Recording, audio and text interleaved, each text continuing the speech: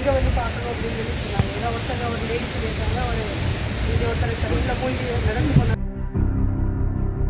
கன்னியாகுமரி மாவட்டத்தில் தொடர்ந்து மழை பெய்து வரும் நிலையில் வெள்ள பாதிப்புகள் ஏற்பட வாய்ப்புள்ளதாக கருதப்படும் பகுதிகளில் ஆட்சியர் ஸ்ரீதர் நேரில் ஆய்வு செய்தார். மேலும் முன்னேற்பாடு பணிகள் குறித்து வருவாய்த்துறை அதிகாரிகளுடன் ஆட்சியர் ஆலோசனை மேற்கொண்டார். இங்கே வந்து பார்க்கணும் அப்படின்னு சொல்லி சொன்னாங்க. ஏன்னா ஒருத்தங்க ஒரு லேடி சொல்லியிருக்காங்க, ஒரு இங்கே ஒருத்தர் தெருவில் போய் நடந்து போனாங்க.